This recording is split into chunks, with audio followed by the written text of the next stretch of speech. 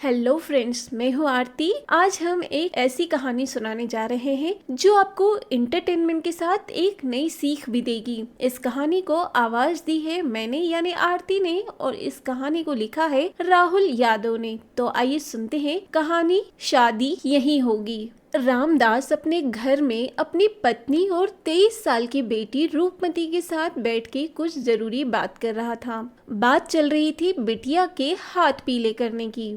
रज्जो, रामदास की पत्नी, देखो जी जमाना खराब है, अब जितनी जल्दी हो सके बेटी के हाथ पीले कर दो। और वैसे भी अपनी रूपमती 23 साल की हो गई है। रामदास, हाँ सोच तो मैं भी यही रहा हूँ, लेकिन दुविधा में हूँ। ये लड़के वाले मांग कर रहे हैं, उतना हमारे पास देने को नहीं है। कितना मांग रहे हैं जी? रज्जो ने पूछा। 3 लाख नगद और साथ में सामान। रज्जू, जी ये तो बहुत है, कैसे करोगे?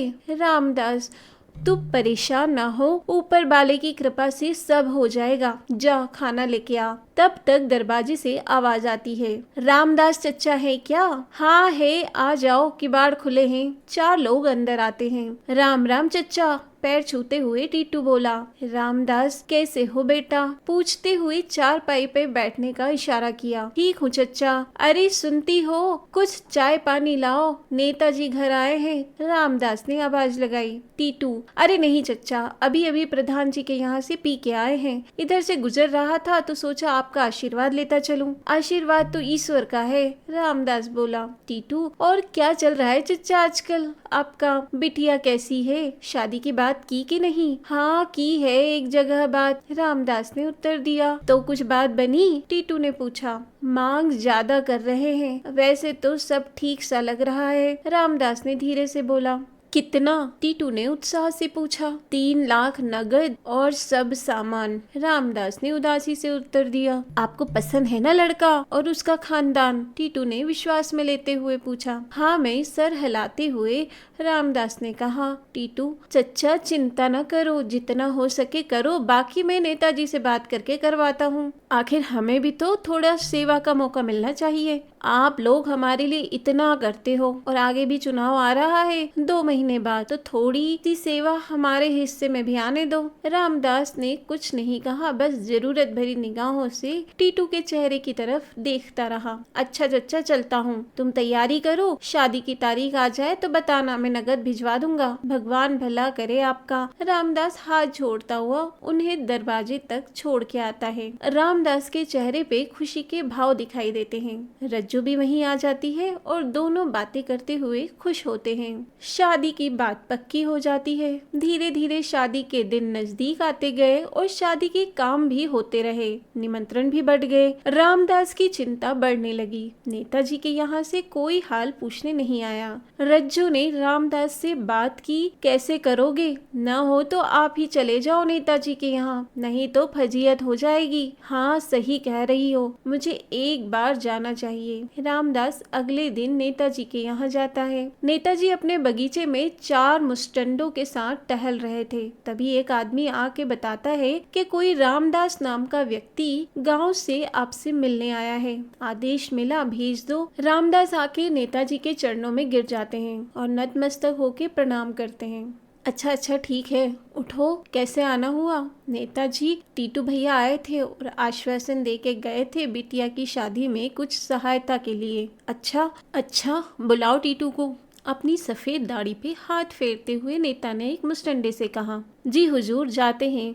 थोड़ी देर में टीटू भी उपस्थित हो जाते हैं। प्रणाम करते हुए टीटू बोले। जी साहब, आपने याद किया? हाँ ये रामदास जी आए हैं। हाँ आपको बताए थे ना हम इनकी बिटिया के बारे में जिसकी शादी होने को है। अच्छा ये वही है? नेताजी ने याद करते हुए पूछा। तो कब की है शादी? नेताजी ने रामदास से पूछा। 27 अप्रैल, रामदास ने उत्तर में कहा। नेताजी, अरे ये तो चुनाव के बाद है, 20 को चुनाव है। टीटू, तभी तो सेवा का मौका मांगा है हमने चचा से। अच्छा ठीक है, भिजवाते हैं आपको, हम खुद आएंगे बिटिया के मंडप पे, चिंता न करो आप। रामदास हाथ जोड़ के बोले। मालिक फजीयत हो जाएगी, भैया के कहने पे किया है हमने, नहीं तो हमारे हैसियत से बाहर था। टीटू। चिंता न करो चच्चा, पैसा आ जाएगा और शादी भी धूमधाम से होगी। नेताजी ने एक मुस्टंडे से इशारा करते हुए कहा।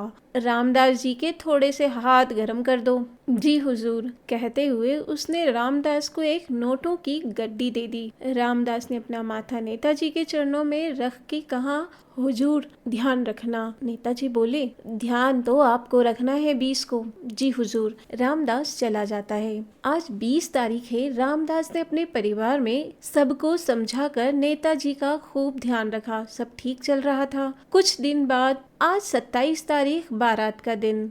घर में भीड़ भाड़ का माहौल था। सभी रिश्तेदार और परिवारजन अपने अपने काम में लगे थे। रसोई भी तैयार हो रही थी। घर भी सजा रखा था। रूपमती सज के बहुत ही सुंदर दिख रही थी। उसकी आंखों में खुशी के आंसू साफ साफ दिख रहे थे। उसकी सखियां उसके साथ बैठ के उससे हंसी मजाक कर रही थी। ये सब चलते चलते कब शाम हो गई, कब 8 बज गए, पता ही नहीं चला। बारात आने वाली होगी, किसी ने कहा। तब तक आवाज आती है, बारात तो आ गई। सब लोग बारात देखने के लिए दौड़ पड़े। राम राम जी कहते हुए नेता और उनके बहुत से आदमी घर आ जाते हैं। रामदास और कुछ परिवारजन उनकी खुशामद में लग जाते हैं। कुछ देर बाद राम राम जी राम कहते हुए नेताजी वापस चले जाते हैं। रामदास के चेहरे की खुशी सारी कहानी बता रही होती है।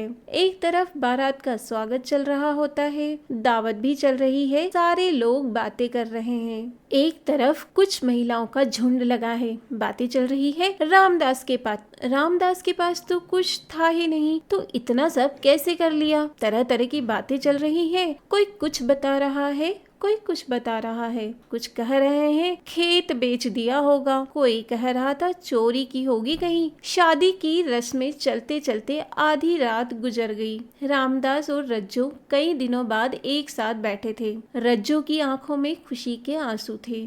बोल रही थी, अपनी बेटी बहुत सुंदर लग रही है। रामदास बोला, अपने देवेंद्र भी कम नहीं लग रहे हैं। हाँ, वो भी अच्छे लग रहे हैं। चलो कुछ खा लेते हैं। थोड़ी देर बाद 4 बंदूकधारी आते हैं और रामदास को एकांत में ले जाते हैं। पता नहीं क्या बोलते हैं और 5 मिनट बाद वापस चले जाते हैं। रामदास मायूस, उदास, रोता हुआ एक कोने में बैठ जाता है। थोड़ी देर में हड़कंप मच जाता है चारों तरफ। हर किसी के मुंह से एक ही शब्द निकल रहा था, चोरी हो गई, चोरी हो गई। उधर जनमानस में भी खबर आग की तरफ फैल गई, चोरी हो गई। लड़के के पिता ने रामदास को बुलाने को कहा। कुछ लोग गए और रामदास को आने को कहा गया। रामदास आंखों में आंसू लिए पहुंचता है और जाते ही बोलता है, जी चोरी हो गई। बीरपाल लड़के के पिता, हमारा पैसा। रामदास, बाबूजी जिंदा रहूंगा तब तक देता रहूंगा। बीरपाल, अब ये शादी नहीं हो सकती, मैं मर जाऊंगा बाबूजी। रामदास ने गिड़गिड़ाते हुए कहा, अगर जिंदा रहना चाहते हो तो 3 लाख दे दो। अभी तो मेरे पास रोने के अलावा कुछ नहीं है बाबूजी। मैं वादा करता हूँ आपका दहेज पूरा दे दूंगा। बीरपाल ने अपने लोगों को वापस चलने का आदेश दिया। लोग तैयारी करने लगे। इधर रामदास ने चारपाई पकड़ ली। उसे दिल का दौरा पड़ने लगा। उसके आसपास लोगों की भीड़ लग गई। कोई हवा करो, कोई पानी ला दो, ऐसी आवाजें लगने लगी। रज्जो का रो रो के बुरा हाल हो रहा था। उसकी बहुत ज्यादा रोने की वजह से आवाज निकलना भी बंद हो गई थी। कुछ देर बाद रामदास को होश आया और वो अंतिम सांसें ले रहा था। उसकी आंखें लगातार पानी की नदियां बहा रही थी। बहुत भीड़ भाड़ का माहौल हो गया था। बाराती लोग भी वहां पहुंच गए थे। रामदास, अब मेरी बेटी से कौन शादी करेगा, ये शब्द बार बार कह के रो रहा था। तभी एकाएक भीड़ से तेज स्वर में आवाज आती है, मैं करूंगा शादी। चारों तरफ सन्नाटा। सब मुड़ के उसी की तरफ देखने लगे। लोग पूछने लग गए, कौन है, कौन है। ये आवाज किसी और की नहीं, ये अपने देवेंद्र की है।